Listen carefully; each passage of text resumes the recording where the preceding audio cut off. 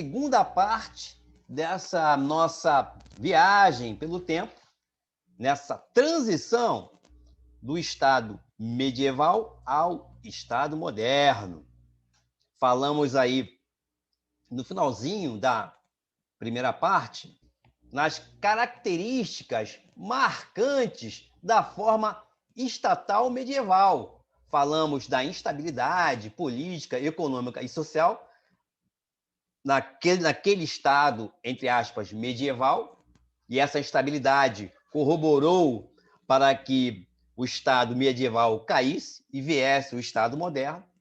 Nós tivemos também característica marcante da forma estatal medieval, que acabou dando origem ao Estado moderno, a disputa de poder espiritual na figura do Papa, representando a Igreja, o clero, e o poder temporal, o poder do rei. Por quê? Porque naquela pirâmide nós vimos que o clero, através da Igreja, estava acima dos nobres, incluindo o rei.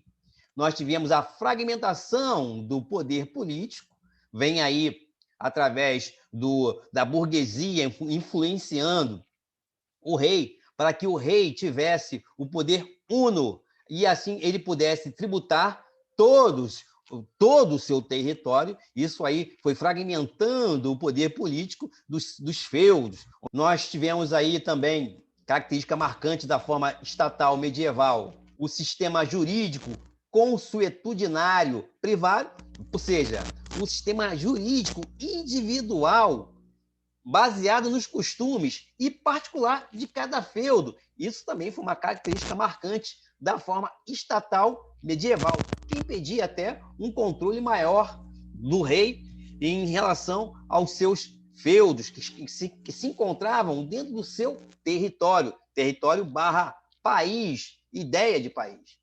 E também uma característica marcante era da forma estatal, entre aspas, medieval, a relação de dependência de privilégios entre o clero e a nobreza, e quem bancava isso era a burguesia, através da carga tributária, e dos camponeses que trabalhavam, né, um dia para sua subsistência e 6 dias para a nobreza e para o clero. Com isso, nós tínhamos no Estado, entre aspas, medieval, um Estado descentralizado, com poder individual. Ou seja, o rei mandava somente no seu feudo.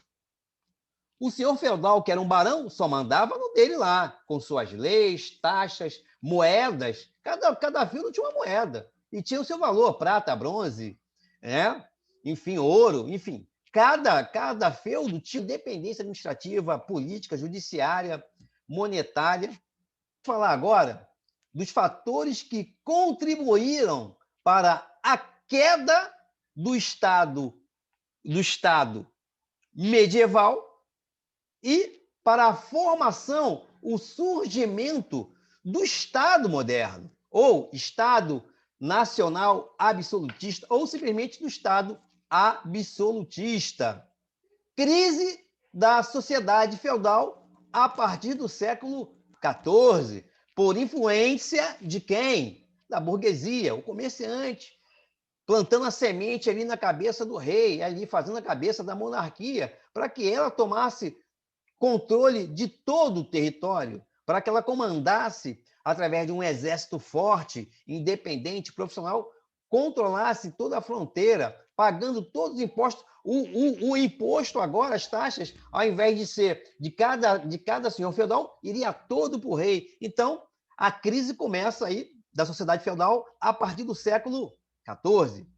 Conflito entre nobreza, clero e a burguesia. A nobreza e o clero tensionando aí o poder, até porque o clero, na figura da igreja, estava acima dos nobres, incluindo o rei. E o rei, é claro, não gostava disso.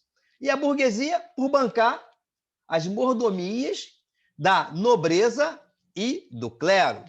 Nós temos aí fatores que contribuíram também para a formação do Estado moderno, Estado nacional, Estado absolutista, aliança entre a burguesia, com seus interesses, através do lucro, e os monarcas.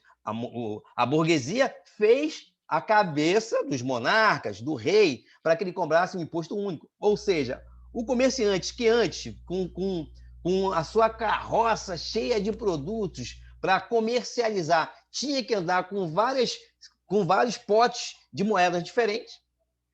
Cada feudo dentro de um próprio território da Espanha, da Alemanha, território da Inglaterra, da Holanda, cada território tinha seu peso e medida diferente. Então, quer dizer, o burguês, trabalhando a mente do rei, da monarquia, idealizou essa unidade, essa centralização do poder somente na monarquia. Então, a burguesia se aliou aos monarcas, ao rei, para que ele também tivesse essa visão de poder, de unidade.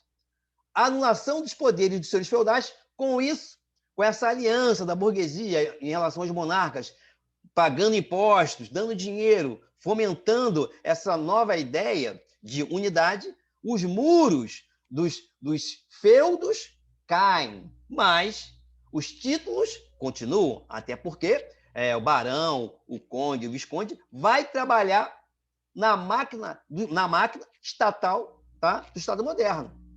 Vai ter o duque responsável pela guerra, vai ter lá o barão responsável pela alimentação, pelos mantimentos, pelos provimentos, vai ter ali um conde ou um visconde responsável pelas finanças do reino.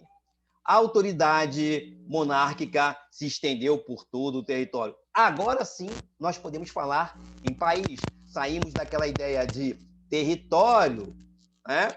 Território português, espanhol. Não, agora sim. Agora, com a formação do Estado absolutista, na formação do Estado moderno, nós temos sim um país, uma unidade. Porque agora o rei, ele que só mandava no seu feudo, agora não.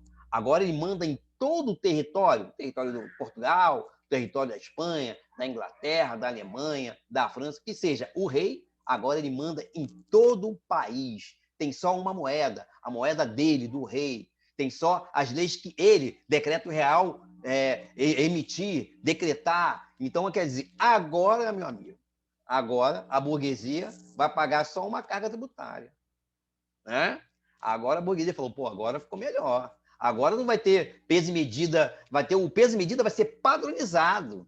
Olha que beleza por burguês, para ele poder transitar no seu país com a sua mercadoria, o lucro dele, né, explodiu. Vamos falar agora do Estado moderno. Esquece aí o Estado, entre aspas, Estado medieval. Acabou. Estamos agora dentro do Estado moderno. O Estado absolutista foi a primeira forma de Estado moderno. Veja, Estado nacional absolutista. Na figura de quem? Do rei. O rei tinha poder absoluto. Agora, alguns doutrinadores citam o Estado estamental, que é a transição do Estado medieval para o Estado absolutista, mas com um resíduo, com uma forte lembrança do feudalismo ainda. No Estado estamental, nós temos aí resquícios fortes de quê? Do feudalismo. No Estado absolutista, a centralização do poder político na figura de quem? Do rei. No Estado medieval, era descentralizado o poder político. Cada senhor feudal tinha sua unidade político-administrativa. Agora, no Estado moderno, quem detém o poder político é o rei. Nós temos aqui, no Estado moderno, as monarquias nacionais. A monarquia agora tem o rei mandando em toda a sua nação, em todo o seu território. Antigamente, no Estado medieval, o rei só mandava ali no seu próprio feudo. Agora, no Estado moderno, esse poder de comandar, esse poder de mando se estende por todo o território, que agora sim nós podemos ter uma ideia sólida de país. Temos agora o direito divino dos reis.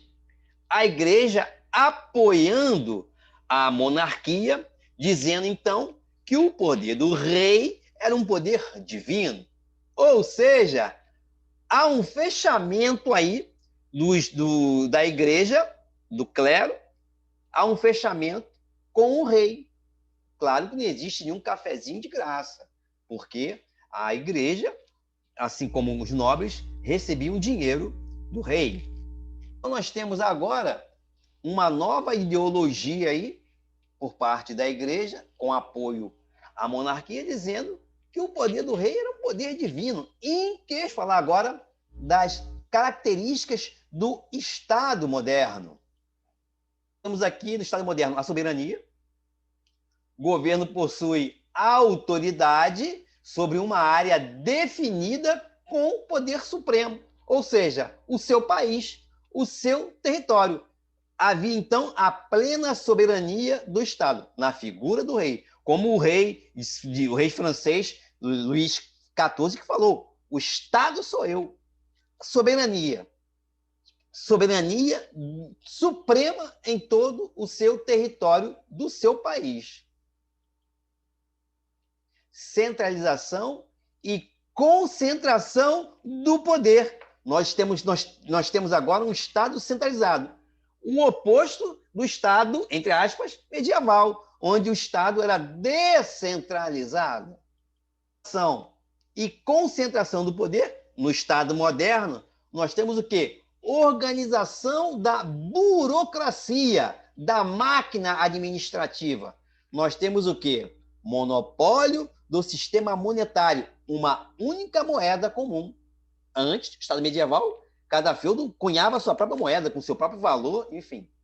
Nós temos agora também o monopólio do sistema fiscal, sistema tributário de taxa. Quem ganhou, quem ficou rindo à toa foi o burguês, o comerciante. Nós temos aí uma justiça real. O rei decretava a sua lei, a sua legislação. No Estado medieval, cada feudo tinha a sua própria legislação. Agora não. A lei agora só vem do rei. A lei agora era por decreto real e servia para todo o seu território. Se o rei decretasse que quem roubasse fosse preso, ninguém no seu território poderia cortar a mão, matar, enforcar.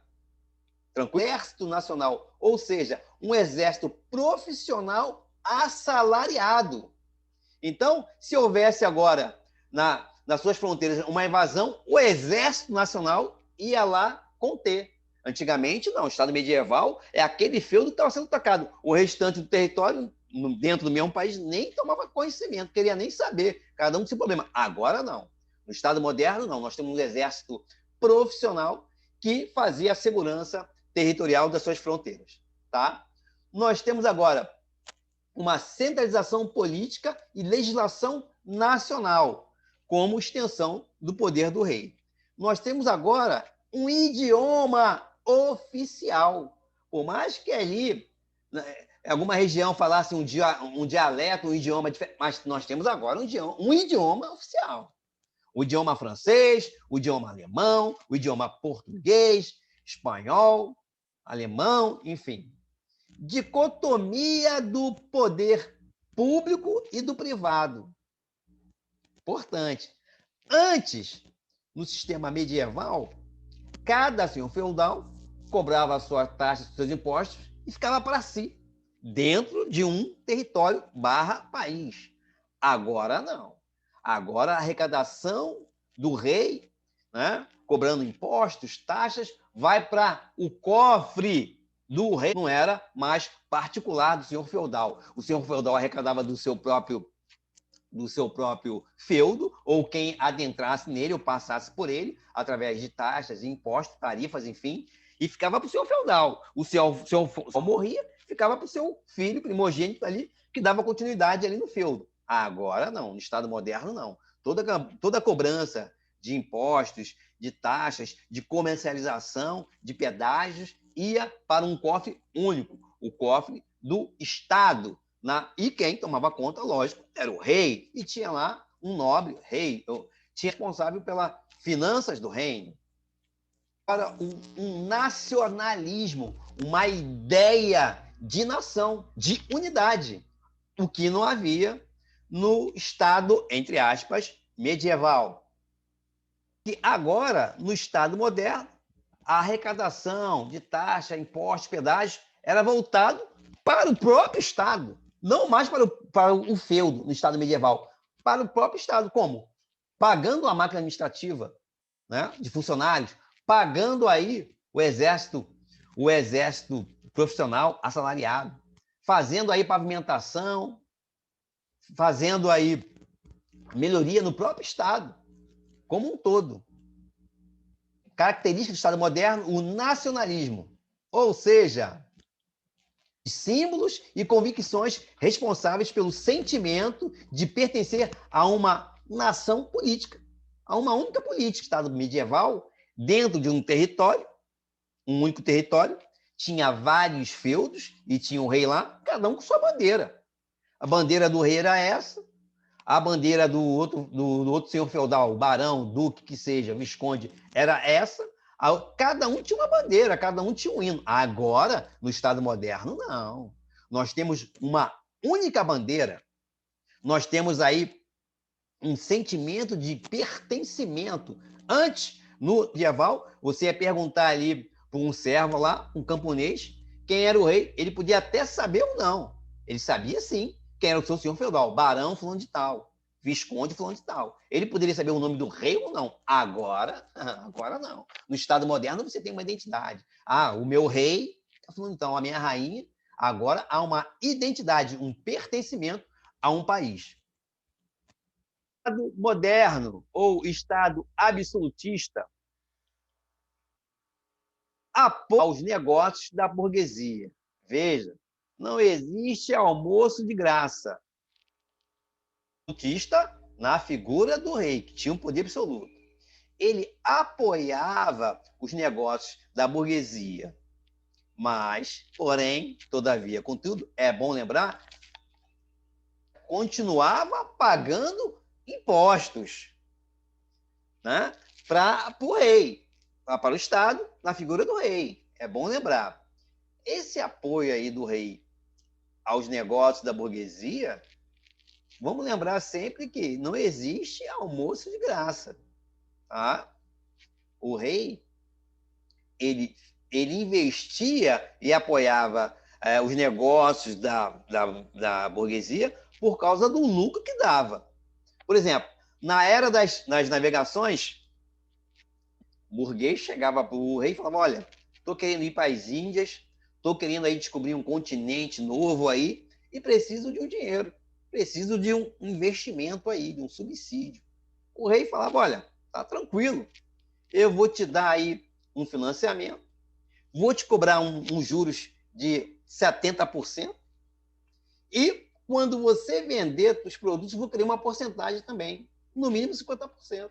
O burguês, pô, tá tranquilo, rei. Fechou. Por que fechou? Porque quando o burguês navegador lá viesse com seu navio ou com sua frota de navios cheio de mercadorias, vai encontrar o quê? Um Estado nacional, um Estado uno, onde tem uma só taxa, tem uma só moeda, ele não ia ter aquele trabalho.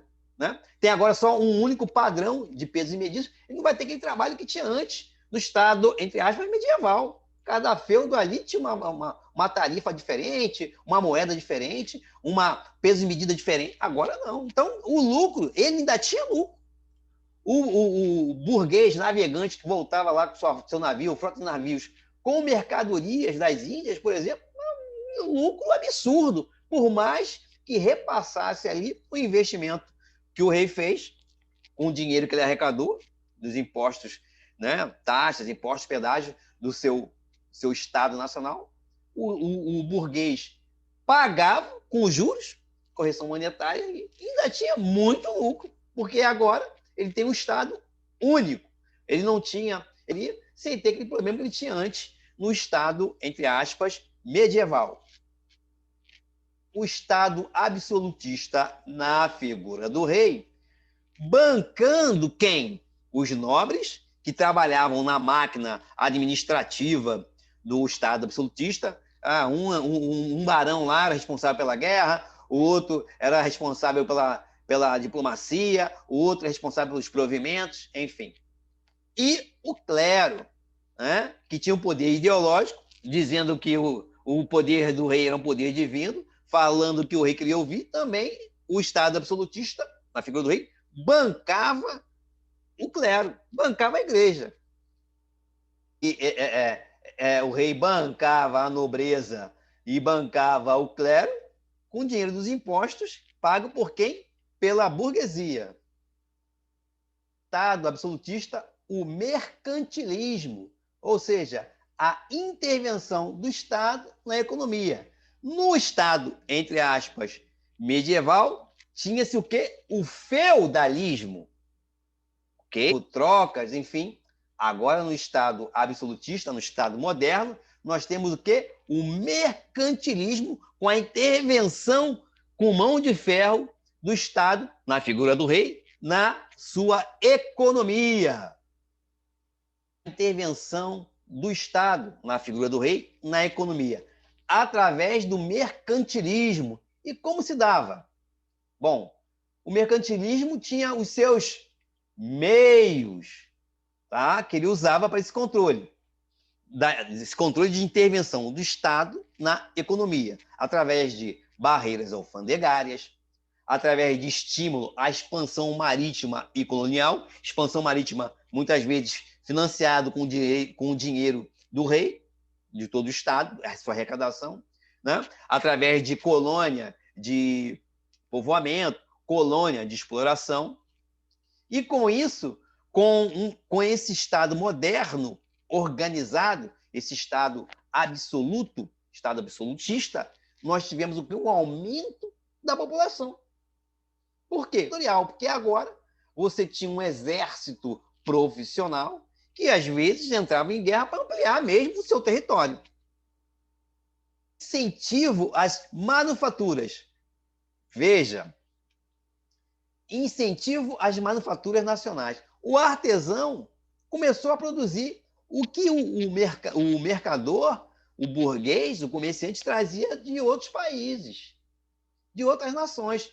Ou seja, houve um investimento nas companhias de ofício. Por quê? Porque agora você fazia o mesmo produto que vinha de fora mais barato. E não precisava mais comprar aquele produto lá, porque havia um incentivo a essa produção nacional de produtos. O que dava para criarem, fazerem, eles faziam. Não precisava mais comprar de fora a preços absurdos. Objetivos do mercantilismo. Objetivos do mercantilismo. Reforço do poder do Estado Nacional. Nós temos aí o metalismo, nós temos o entesouramento, a guarda de metais preciosos. Nós temos uma busca comercial favorável, ou seja, uma maior exportação em detrimento à importação. Lembra que um dos meios do mercantilismo era o incentivo às manufaturas nacionais? O que nós fazemos hoje, né? Hoje, 2021, né? As economias, os países hoje não fazem isso, não tentam fazer isso, uma exportação maior que uma importação, tendo uma balança comercial favorável. Nós não temos aí países com reservas em ouro, metalismo, entesouramento de metais preciosos. Nós temos isso hoje. Reforço do poder do Estado Nacional. Nós vemos isso nos dias de hoje. E a origem? A origem vem desse processo histórico aí, que é a ciência política no nosso bate-papo. O Estado moderno, centralizado e absolutista, foi resultado da aliança entre a burguesia, com seus comerciantes, visionários, e o rei. A burguesia contribuiu com o dinheiro para que o monarca pudesse manter um exército nacional permanente, profissional, assalariado, contratar funcionários e estabelecer a unidade jurídica, política, monetária e tributária no Estado moderno, ou Estado nacional absolutista. Podemos dizer que o burguês, o grande visionário desse processo, conseguiu o seu objetivo, fazendo a cabeça do rei ali, para essa unidade. territorial, política e administrativa, tributária, jurídica, enfim. O burguês teve sucesso. Tanto teve que nós temos o quê? A mente na Revolução Francesa, onde a burguesia toma o poder do rei, da monarquia. Mas isso aí é tema para outro bate-papo. Chegamos, então, à conclusão. Lembra que no início da apresentação eu falei que a apresentação seria a transição do Estado medieval para o Estado moderno, sobre a ótica, sobre a visão da ciência política. Então, a ciência política é a teoria e prática da política e a descrição e análise dos sistemas políticos, das organizações e dos processos políticos e do comportamento político. Envolve o estudo da estrutura e das mudanças de estrutura e dos processos de governo dentro de um Estado. E eu deixo para vocês aqui um pensamento de Bertold Brecht, que diz o seguinte, um pensamento até extremamente atual. O analfabeto político é tão burro que se orgulha e estufa o peito, dizendo que odeia a política. Não sabe, o imbecil, que da sua ignorância política nasce o político vigarista, pilantra, corrupto e lacaio das empresas nacionais e multinacionais. Forte abraço!